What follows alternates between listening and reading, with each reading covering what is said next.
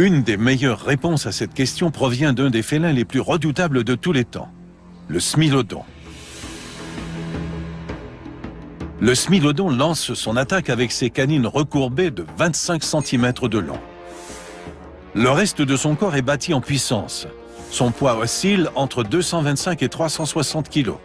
Ses os épais supportent des membres musclés et un énorme cou. Il peut atteindre une vitesse de plus de 60 km à l'heure et terrasser une proie 6 fois plus grande et 6 fois plus lourde.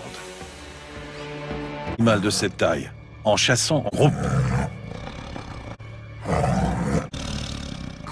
Ce type de chasse coopérative exige une capacité cérébrale plutôt sophistiquée.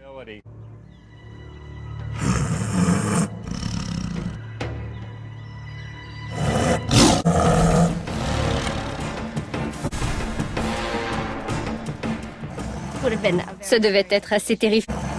Le groupe se jette sur un mur.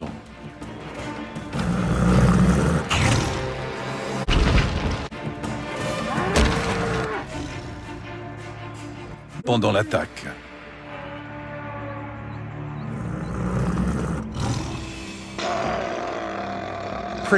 La prédation est un métier risqué, voire dangereux.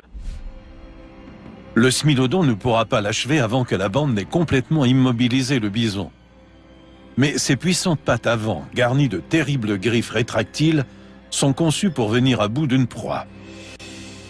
Les smilodons avaient un ergot bien développé, mais en angle des autres griffes, quand ils plantaient leur... Dès que la proie est immobilisée, le smilodon le plus proche du cou s'avance pour porter la morsure fatale.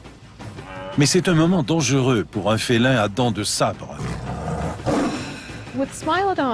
Les extrémités des canines saillantes des smilodons étaient aussi étroites et... Mais le cou d'un bison est une zone vulnérable, sans os, incapable de briser les canines du grand félin. Le smilodon devait... ou les veines jugulaires. Le cou ne manque pas d'éléments dont la mutilation entraîne une mort. C'était une mise à mort. Malgré l'efficacité de sa technique de chasse, le smilodon s'éteint peu après l'arrivée des premiers humains en Amérique du Nord, il y a environ 14 000 ans. Les humains se sont mis à chasser